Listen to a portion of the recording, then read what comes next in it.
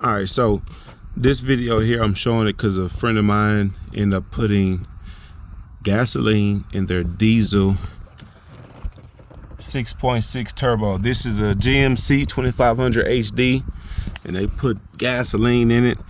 And they was having issues with the truck. It keeps shutting off. We thought it was losing prime somewhere by air getting into the system.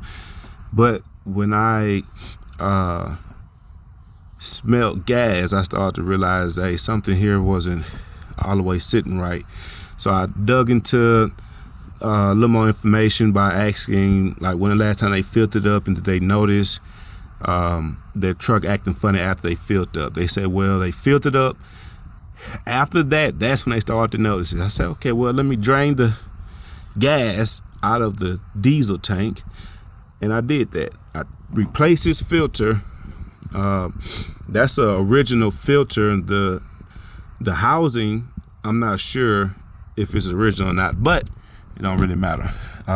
It just holds on by two bolts right here, one here and one there.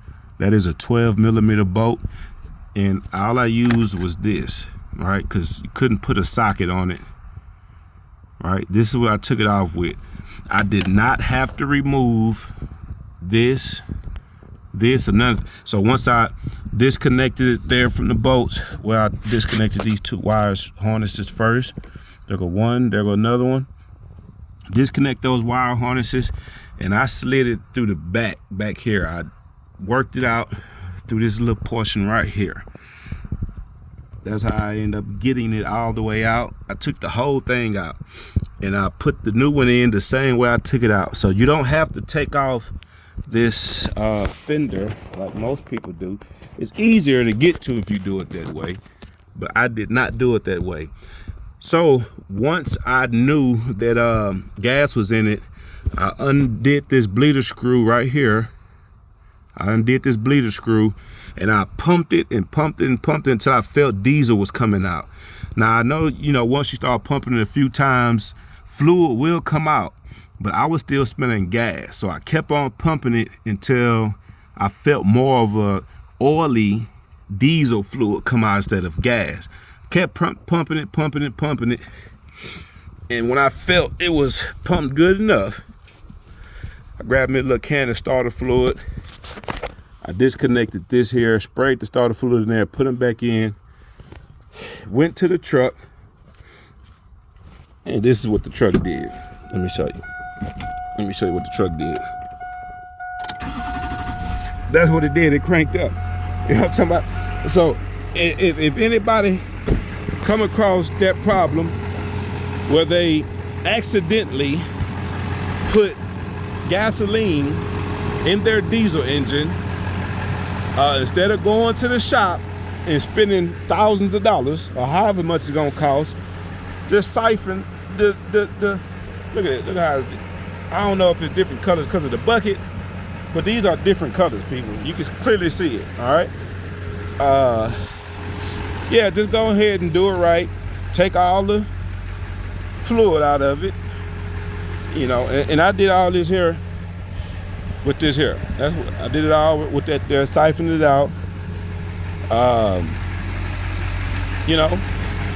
Say these people a lot of money, and they went on ahead and gave me some money, and I was doing it for free.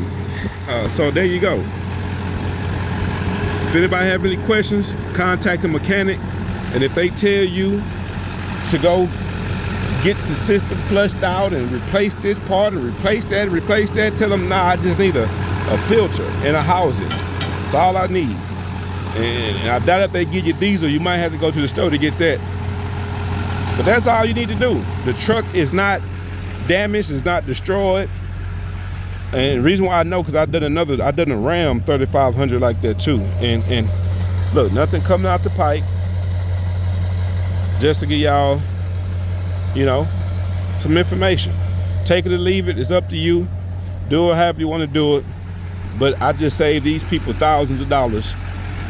And took a little time to siphon that gas out, but I got it out for the most part. They tank was full too. Like, you know what I'm saying? Y'all see all them buckets. And 2.5, man, it was full to the max. Okay, empty it out, Change the fuel filter housing. Keep on pumping it, priming it until you feel diesel is coming out. Close the bleeder screw, and boom. Oh, let me turn the truck off, cause I want y'all to hear this and know what I'm finna tell you. Sorry for I'm walking with my camera in my hand. I'm recording all this from my phone, you guys. So please bear with me. This filter right here. There's a filter, and at the bottom of that filter, there's like a sensor, right? They say it's an oil separator sensor, whatever, water separator sensor. All right, the oil filter, once you get it snug by hand, you only tighten it a quarter of a turn, okay? The sensor at the bottom, once you get it snug, you only tighten it a half a turn.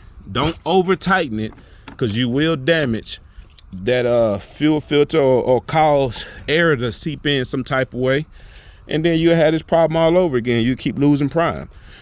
All right, thank you for watching.